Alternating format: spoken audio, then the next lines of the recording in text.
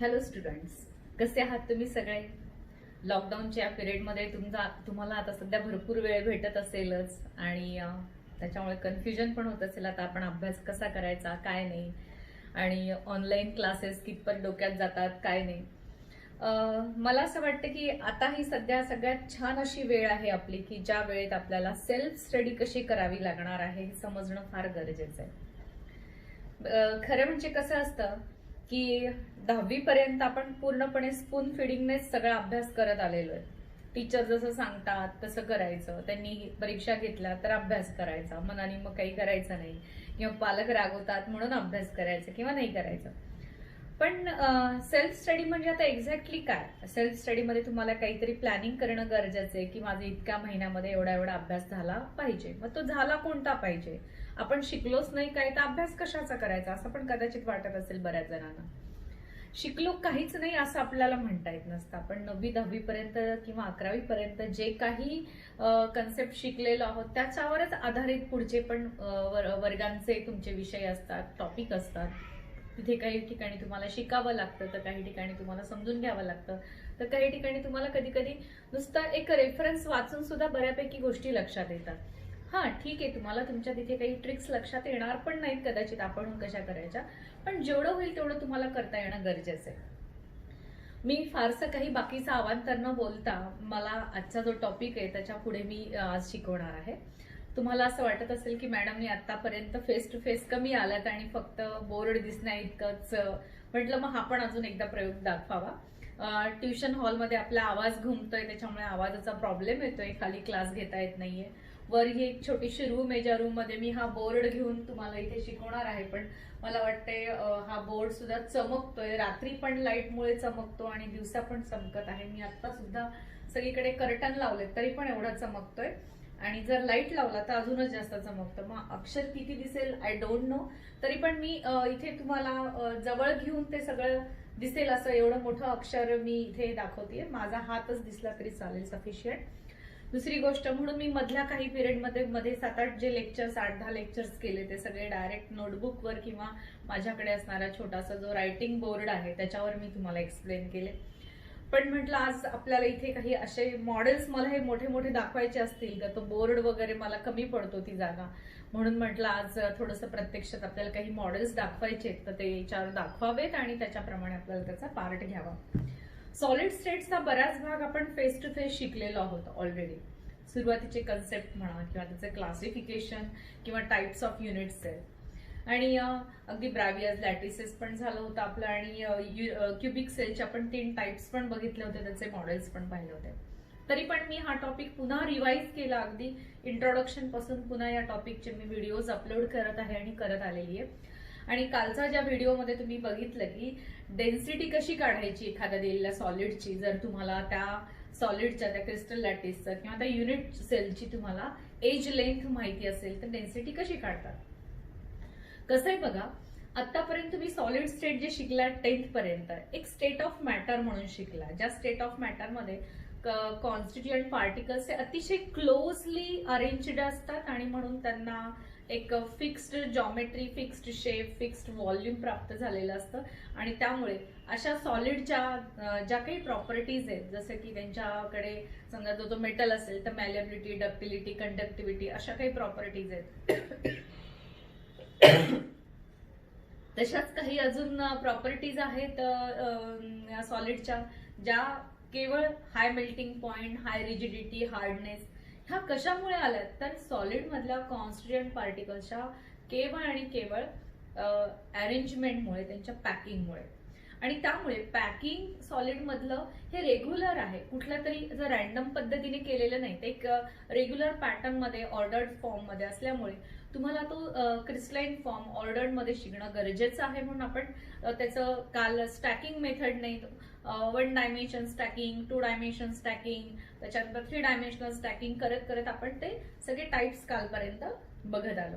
आज मी तुम्हाला पुढचं पार्ट घेणार आहे की ही पॅकिंग होत असताना एखाद्या सॉलिड मध्ये number of atoms per unit cell त्या सॉलिडचे, त्या युनिट सेलचे किती येतात.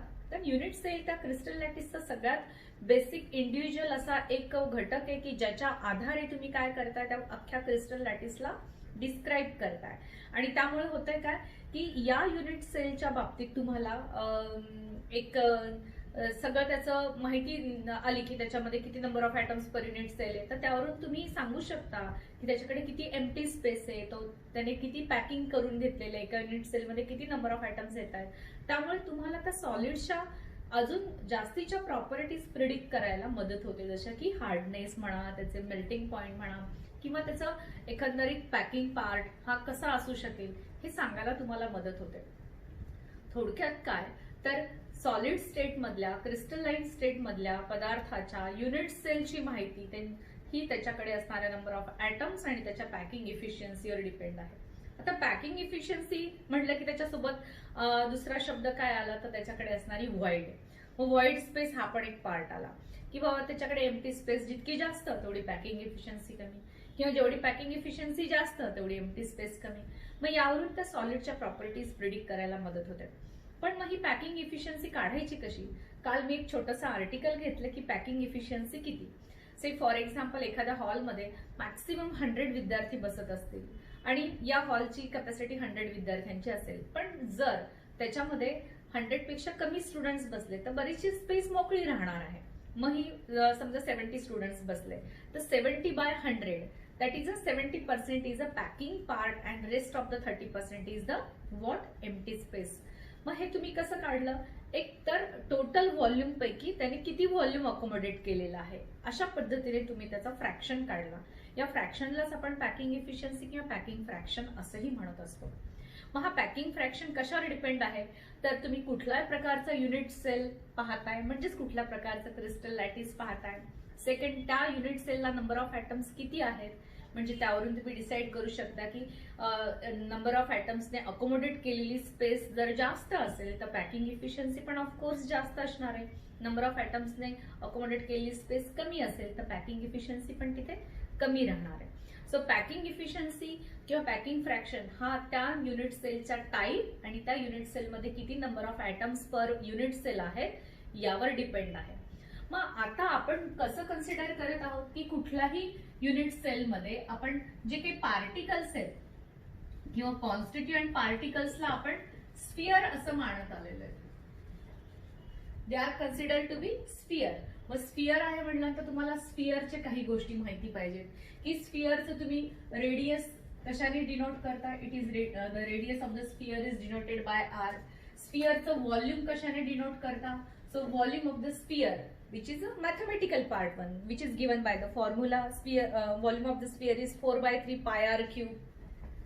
4/3 pi r cube.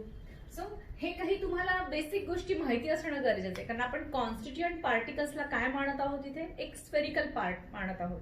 मग स्फिअरचे तुम्हाला म्हणजे ज्या काही प्रॉपर्टीज आहेत माहिती असणं आवश्यक आहे, जसे की रेडियस ऑफ द स्फिअर, त्याच्यानंतर डायमीटर ऑफ द स्फिअर किंवा त्याचं व्हॉल्यूम ऑफ द स्फिअर हे कसं असतं हे लक्षात घेणं गरजेचं आहे.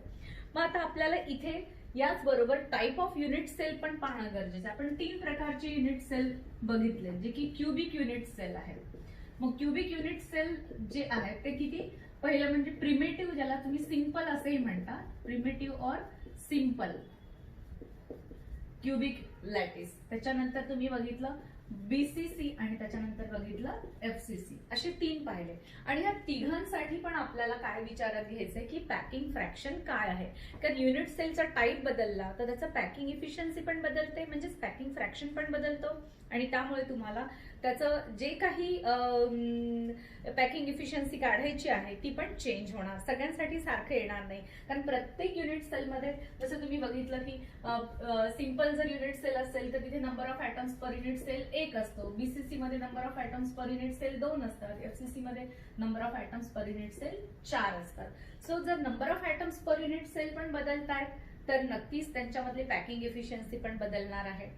पण ही पॅकिंग इफिशियन्सी कशावर डिपेंड केली जाते तर त्या युनिट सेलच्या महत्वाच्या 2 प्रॉपर्टीज आपल्याला लक्षात घ्यायच्या आहेत की या युनिट सेलची एज लेंथ काय असेल आणि त्याचबरोबर या युनिट सेलचं मध्ये असणाऱ्या ऍटमची रेडियस, म्हणजे थोडक्यात ए आणि आर या 2 आपल्याला पॅरामीटरला लक्षात घेऊन आणि ए आणि आर च्या साह्याने तुम्हाला व्हॉल्यूम काढायचं आहे युनिट सेलचं. आणि युनिट सेलचं व्हॉल्यूम काढून त्याचबरोबर तुम्हाला स्फिअरचं युनिट सेल किंवा number of atoms per unit cell त्याचे कसे असतील त्याचा आपण विचार करून पॅकिंग इफिशियन्सी काढायची. आणि पॅकिंग इफिशियन्सीचा फॉर्म्युला तुम्हाला माहिती आहे, टोटल व्हॉल्यूम पैकी किती व्हॉल्यूम त्याने अकोमोडेट केलेलं आहे युनिट सेलने, त्याला तुम्ही पॅकिंग फ्रॅक्शन किंवा पॅकिंग इफिशियन्सी म्हणता.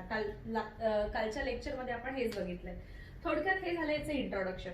तर चला मग आपण हे थोडंसं डिटेलमध्ये बघूया आणि पॅकिंग इफिशियन्सी काय ते लक्षात घेऊ. तर आपण बघूयात आता की सिंपल क्युबिक मध्ये हे पॅकिंग इफिशियन्सी कशी असते ते.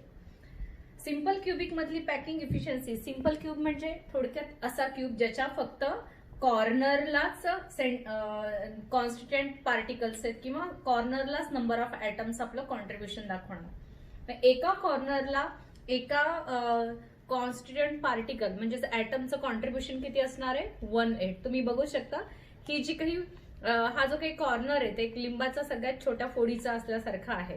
म्हणजे एका लिंबाचे जर तुम्ही पीसेस करायचे ठरवले की 1चे 2, 2चे पुन्हा अजून 2, दोन्ही मिळून 4 आणि पुन्हा त्यांचे अजून एक पीस करायचे ठरवले, तो जो काही शेवटचा पीस आपल्याला 8वा पीस भेटतो तो अशा पद्धतीचा असतो.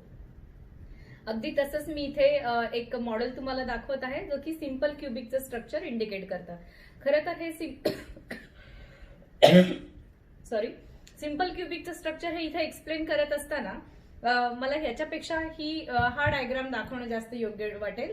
कारण याच्यामध्ये तुम्हाला लक्षात येईल की हे जे स्ट्रक्चर आहे याचा हा एक कॉर्नर आणि हा एक कॉर्नर, हे दोन्हीही कॉर्नरचे जे काही स्फिअर्स आहेत यांचं एकमेकांना टचिंग झालेलं आहे. खरं पण याच्यात ते दाखवता नाही आलं, थोडंसं मध्ये गॅप झालाय, पण इथे तुम्हाला एक्झॅक्टली लक्षात येईल की हे टचिंग झालेलं आहे. आणि त्यामुळे स्फिअरची ही जी काही आहे ही रेडियस आहे. ओके, ही पण स्फिअरची या रेडियस आहे. सो दोन्ही स्फिअरच्या ह्या दोन्ही रेडियस आहेत, राईट. पण पूर्ण दोन्ही रेडियसची मिळून जी काही बेरीज बनते ती म्हणजे या युनिट सेलची एज लेंथ बनते. So we can say that the edge length of unit cell is nothing but the sum of radius of this and this. So radii of the both the spheres which are present at the corner in case of simple cubic structure. Excuse me. आणि त्यामुळे होतं काय इथे की ह्या simple cubic structure मध्ये तुम्हाला फक्त हा मध्ये दाखवलेला जो बॉल आहे किंवा मी ऍटम दाखवलेला हा ऍक्च्युली सिंपल क्युबिक मध्ये नसतो.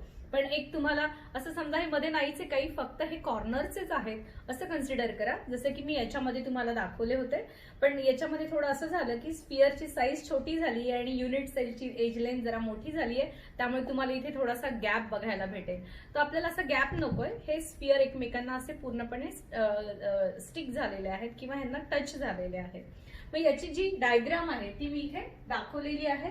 सो तुम्ही बघू शकता की ही डायग्राम इथे कशा पद्धतीने मी 4 स्फिअर काढलेत, पण या युनिट सेलचा हा समोरचा फेस असेल तर शेडेड रिजन म्हणजेच त्या स्फिअरने कॉन्ट्रीब्यूट केलेलं या युनिट सेल मधली जागा किंवा व्हॉल्यूम होय. सो द ग्रीन शेडेड जो पार्ट आहे मी काढलेला तो म्हणजे काय, the region which is accommodated by the atom that per unit cell किंवा त्या ठरवलेल्या युनिट सेलमध्ये त्याने किती स्वतःचं अकोमोडेशन दाखवलंय. And this accommodation is no doubt it is 1/8 accommodation at each corner. You can observe that. आणि असे 8 कॉर्नर आहेत आणि 8 कॉर्नरला प्रत्येकी एका ऍटमचं कॉन्ट्रीब्युशन 1/8 असं जर आपण विचार केला तर 8 × 1/8 म्हणजे number of atoms per unit cell ह्याचे किती असतील, 8 × 1/8 दॅट इज 1. म्हणजे थोडक्यात एका युनिट सेलमध्ये सिंपल क्युबिक लॅटिसला फक्त एकच ऍटम पूर्णतः स्वतःचं कॉन्ट्रीब्युशन करतो. बघा ना किती सोपं आहे. म्हणजे सिंपल क्युबिक साठी आपण म्हणतो की बाबा इथे एकूण किती स्फिअर्स दिसत आहेत तुम्हाला, इथे एकूण तुम्हाला स्फिअर दिसतात 1 2 3 4 5 6 7 8 आहे की नाही, हे 8 दिसतात. परंतु हे सगळ्या मी कॉर्नरला जर ह्याला मी मोकळं केलं, ह्याला जरा तोडलं आणि वापस ह्याचे सगळे बॉल्स एकत्र लावायचा प्रयत्न केला तर कॉर्नरचे बॉल्स मिळून तुम्हाला फक्त एकच बॉल बघायला भेटतो. सगळे जर मी एकत्र लावले सगळेच्या सगळे corners, you get only 1 ball that is 1 sphere. This indicates that की या पूर्ण अख्ख्या युनिट सेलमध्ये फक्त आणि फक्त एकाच स्फिअरने स्वतःचं कॉन्ट्रीब्युशन पूर्णतः दाखवलेलं आहे. फक्त हे कॉन्ट्रीब्युशन कॉर्नरला आहे आणि ते पण प्रत्येक कॉर्नरला 1/8 करत असे 8 कॉर्नरला त्याने दाखवलेलं कॉन्ट्रीब्युशन. आणि म्हणून number of atom per unit cell या सिंपल क्युबिक स्ट्रक्चर मध्ये तुम्हाला 1 बघायला भेटतं. 1/8 × 8 = 1. नाव आपल्याला या एका स्फिअरची रेडियस माहितीये काय ते. So radius of the sphere आपण जनरली कशाने डिनोट करतो, आर ने डिनोट करतो. पण आता इथे आपल्याला in terms of edge length काढायची, कारण आपल्याला माहिती आहे आपण डेन्सिटीचा फॉर्म्युला ह्याच्या आधी बघितलाय. डेन्सिटी आपण युनिट सेलची काढू शकतो आणि त्याच्यासाठी तुम्हाला एज लेंथची गरज आहे. मग आपण रेडियसच्या ऐवजी एज लेंथ मध्ये ह्याला जर कन्व्हर्ट केलं तर ते जास्त सोयीचं होईल. म्हणून मी इथे काय करते, तो पूर्ण युनिट सेलची जी एज लेंथ आहे ती ए ने डिनोट करतो आपण. पण हे ए म्हणजे काय, ह्या दोन स्फिअरची रेडियसची sum, that is r + r, that is equal to 2r. किंवा तुम्ही शॉर्ट मध्ये म्हणू शकता r = a/2. सो अशा पद्धतीने तुम्हाला इथे रेडियस भेटेल r = a/2. तुम्हाला दिसतंय असं मी समजते. मी बऱ्यापैकी मोठं अक्षर काढायचा प्रयत्न करत आहे. छोटा बोर्ड घेतल्यामुळे मोठं अक्षर मला काढता येऊ शकते. इथे क्लोजअप होत आहे हे तर. आणि सगळ्यात शेवटी मी अजून क्लोज करेल कॅमेरा तुम्हाला लिहून घेत असताना. सेकंड म्हणजे काय, आता व्हॉल्यूम ऑफ द स्फिअर काढायचंय. अर्थात एका स्फिअरचं व्हॉल्यूम आपल्याला माहितीये, व्हॉल्यूम = 4/3 πr³. राईट, हे आपल्याला व्हॉल्यूम माहितीये. पण मी आता तुम्हाला सांगितल्याप्रमाणे रेडियस ऑफ द स्फिअर पेक्षा आपल्याला आता युनिट सेलची जर एज लेंथ माहित असेल आणि in terms of that edge length जर आपण याचं व्हॉल्यूम लिहायचं ठरवलं तर ते जास्त आपल्याला सोयीचं ठरतं in order to find out the packing fraction. So here instead of r I am writing here a, but value of r is now written like this. r च्या ऐवजी मी इथे a/2 करेल आणि त्याचा क्यूब लिहील आणि मग मला फायनली काय भेटणार. So volume = I get here, म्हणजे मी इथे समजायचं कॅल्क्युलेशन सगळं पूर्ण जर केलं, खालचा 2 चा क्यूब घ्यायचा, 8 घ्यायचं, ते सगळं कॅल्क्युलेशन जर पूर्ण केलं तर मला भेटेल a³/6 × π, किंवा पाय इकडे लिहिते मी πa³/6. हे मला व्हॉल्यूम भेटेल. सो पहिल्या इक्वेशन मध्ये मला भेटलं रेडियस आणि ए मधलं रिलेशन. दुसऱ्या इक्वेशन मध्ये मला काय भेटलं तर पाय, त्याचं व्हॉल्यूम π × a³/6. सो π/6 × a³ असंही म्हणालात तरी चालू शकतं. सो दोन गोष्टी मला भेटल्या की जिथे मी रेडियसच्या टर्म मध्ये ना व्हॉल्यूम लक्षात घेत आहे आणि त्यामुळे इथे मला रेडियसच्या ऐवजी मी एज लेंथचाच वापर करत आहे. सो a/2 हे त्याची रेडियस झाली, तर व्हॉल्यूम सुद्धा मी इन टर्म्स ऑफ r लिहायच्या ऐवजी काय केलंय, इन टर्म्स ऑफ a केलंय. आणि हे r ची व्हॅल्यू मी कुठून घेतली आहे, पहिल्या स्टेप मधून घेतलेली आहे. स्टेप 1 मध्ये आपण रेडियस, मी मुद्दाम सगळ्या स्टेप वाईज तुम्हाला कॅल्क्युलेशन देत आहे की जेणेकरून तुम्हाला हे जास्त चांगलं लक्षात येईल की याचं व्हॉल्यूम काढण्यासाठी तुम्हाला कशी गरज पडत आहे. तर पहिल्या स्टेप मध्ये तुम्ही रेडियस आणि ए म्हणजेच एज लेंथ मधलं रिलेशनशिप, दुसऱ्या स्टेप मध्ये तुम्ही व्हॉल्यूम काढताय. आता व्हॉल्यूम हे तुम्ही एका स्फिअरचं काढलेलं आहे, राईट. आता तुम्हाला काय करायचं, याच्याकडे किती नंबर ऑफ स्फिअर्स आहेत एकूण. So number of spheres, number of atoms म्हणा किंवा number of spheres in this simple cubic is 1. Just आत्ताच आपण पाहिलं ते कसं एक आलेलं आहे. आणि त्यानंतर चौथ्या स्टेप मध्ये जेवढे नंबर ऑफ स्फिअर आहेत त्याला एका स्फिअरच्या व्हॉल्यूमने आपल्याला मल्टिप्लाय करायचं. So we get total volume of the sphere. So here we get total volume of spheres किंवा ऍटम्स किंवा पार्टिकल्स, तिन्हीपैकी कुठलाही शब्द सुटेबली तुम्ही वापरू शकता. Total volume of the sphere 1 × जे एकाचं व्हॉल्यूम आहे ते. सो मी 1 मला याची मल्टिप्लिकेशनची गरज नाही, डिरेक्टली मला लिहिता येतं π/6 × a³. हे झालं टोटल व्हॉल्यूम. आणि ही झाली याची सगळ्यात इम्पॉर्टंट इन्फॉर्मेशन, जी की total volume of the sphere आपण काढलं. आपण युनिट सेलचं व्हॉल्यूम काढलेलं नाहीये इथे. किती नंबर ऑफ स्फिअर्स त्या युनिट सेल मध्ये होते त्या सगळ्या स्फिअरचं टोटल व्हॉल्यूम आपल्याला इतकं आलंय. But we know that what is packing efficiency?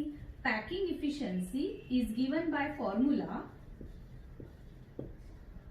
किंवा पॅकिंग फ्रॅक्शन सुद्धा म्हणलं तरी चालेल याला, किंवा पॅकिंग पर्सेंटेज म्हणलं तरी पण चालेल. So it is given by formula total volume of spheres in unit cell divided by total volume of unit cell into 100. So हा याचा फॉर्म्युला आहे जो कालच आपण डिराइव्ह केलाय कशा पद्धतीने येतो ते. सो पॅकिंग इफिशियन्सी और packing fraction is given by total volume of the sphere in the unit cell. एका युनिट सेल मध्ये किती नंबर ऑफ स्फिअर आहेत? सिंपल क्यूबिक घेतलं तर एकच. मग एका स्फिअरचं व्हॉल्यूम काय असेल जे आपण इथे काढले in terms of edge length π/6 a cube, जे मी इथे लिहिणार आहे. आणि total volume of unit cell कसं काढतो आपण? कुठल्याही युनिट सेलला 3 डायमेन्शन्स आहेत आणि ह्या तिथे क्यूबिक युनिट सेलच्या तिन्ही डायमेन्शन सेम आहेत. एका डायमेन्शनला आपण ए ने डिनोट करत असू तर तिन्ही डायमेन्शन याच्या ए नेच डिनोट केल्या जातील. सो टोटल व्हॉल्यूम याचं काय येणार आहे युनिट सेलचं? a cube. म्हणून मी इथे लिहिते डिनॉमिनेटरला a क्यूब येणार, तर न्यूमरेटरला π/6 इंटू a क्यूब येणार इंटू 100. आता इथे a क्यूब कॅन्सल झालं. So I get here answer what? Packing efficiency साठी मला इथे भेटलंय आन्सर फक्त π/6 इंटू 100 किंवा π/6% असे म्हणता येईल into 100. So this is the fraction और packing efficiency that I get here π/6 into 100. जर तुम्ही पायची व्हॅल्यू सबस्टिट्यूट करायचं ठरवलं इथे तर यू गेट पायची व्हॅल्यू आपण 3.14 घेतो इंटू 100 डिवायडेड बाय 6. सो याला तुम्ही मल्टिप्लिकेशन करून पूर्ण सोडवा. You get answer 52.36%. So this is the packing efficiency in simple cubic. याला तुम्ही SC असंही म्हणू शकता. So what you get the answer 52.36. So 52.36% is the packing fraction or the packing efficiency of the simple cubic unit cell. आणि त्यावरून तुमच्या लक्षात येईल की जर पॅकिंग 52.36% असेल तर मग व्हॉइड किती असेल म्हणजे एम्प्टी स्पेस त्याच्यामध्ये किती असेल? तुम्ही 100 मधून ती मायनस करा. You will get the answer that is total space. त्याच्यातली जी काही सिंपल क्यूबिक स्ट्रक्चर लॅटिस मध्ये जी काही टोटल स्पेस आहे ही पार्टिकलने किती ऑक्युपाय केलेली आहे? 52.36. तर empty space 100 minus 52.36 that is equal to 47.64 इतका असेल. सो इन शॉर्ट 100 मधून तुम्हाला ही क्वांटिटी मायनस करायची. You will get the answer 47.64%. ही एम्प्टी स्पेस झाली. मग आता आपण इथे थोडक्यात एकदा रिवाइज करूयात सगळ्या स्टेप्स रिवाइज करताना मी पुन्हा सांगतेय की तुम्हाला 5 स्टेप्स घ्यायच्या. पहिल्या स्टेप मध्ये तुम्हाला रेडियस आणि याच्या एज लेंथ मध्ये रिलेशनशिप काढायचंय. खरं पाहिलं तर हे स्फिअरचे मी बाजूचे जे काही सर्कल आहेत जर काढून टाकले तरी पण तुमच्या लक्षात येईल की हे एका स्फिअरचा फक्त 1/8 पार्टच या युनिट सेलला कॉन्ट्रीब्यूट करतोय, राईट. आणि याची रेडियस, ही रेडियस आणि ही पूर्ण टोटल एज लेंथ जी आहे याची, जी की ए ने आपण डिनोट करतोय, राईट. मग ही टोटल एज लेंथ जी आहे ती दोन स्फिअरच्या रेडियसची सम आहे. So a is equal to r plus r. You get here a is equal to 2r. म्हणजेच रेडियस आणि ए म्हणजेच एज लेंथ मधलं रिलेशनशिप इथे काय झालं? R is equal to a/2. Second step मध्ये आपण एका स्फिअरचं व्हॉल्यूम काढतोय आणि स्फिअरचं व्हॉल्यूम मॅथमॅटिकली आपण देतो v is equal to 4/3 πr³. फक्त मी आता इथे r ची व्हॅल्यू जी आहे r³ ची व्हॅल्यू ती मी रिप्लेस करत आहे a/2 ने आणि a/2 ने इथे त्याची व्हॅल्यू r ची सबस्टिट्यूट केल्यानंतर मला भेटतं πa³ हे मला भेटतं. थर्ड स्टेप मध्ये मी काय लक्षात घेतलं की हा सिंपल क्यूबिक आहे. सिंपल क्यूबिक बद्दल बघतोय म्हणून हा सिंपल क्यूबिकचे आपल्याला नंबर ऑफ ऍटम्स किंवा number of spheres per unit cell लक्षात घ्यायचे. सो नंबर ऑफ ऍटम्स किंवा number of spheres per unit cell in case of simple cubic is 1. मग या एका स्फिअरचं व्हॉल्यूम किती राहणार आहे? तितकं जेवढं एका स्फिअरचं आहे तेवढंच याने नंबर ऑफ पार्टिकल्सने अकोमोडेट केलेलं व्हॉल्यूम असेल, दॅट इज π/6 a³. आणि त्याच्यानंतर आपण पॅकिंग इफिशियन्सीचा शेवटची स्टेप पाहतो, ज्या शेवटच्या स्टेपमध्ये फॉर्म्युला वापरतो जो की आपण काल डिराइव्ह केलेला आहे. Total volume of the sphere in the unit cell divided by total volume of the unit cell into 100. आता या पूर्ण युनिट सेलचं व्हॉल्यूम काय असेल? a into a into 8 that is length into breadth into height. या तिघांचं multiplication त्याला तुम्ही a³ असं म्हणता. सो या टोटल युनिट सेलचं हे टोटल व्हॉल्यूम झालं. मग एवढं टोटल व्हॉल्यूम पैकी आपण नंबर ऑफ स्फिअर्स त्याच्यामध्ये जेवढे प्रेझेंट आहेत त्यांनी किती व्हॉल्यूम अकोमोडेट केलेलं आहे हा सांगणारा फ्रॅक्शन म्हणजेच पॅकिंग इफिशियन्सी आहे.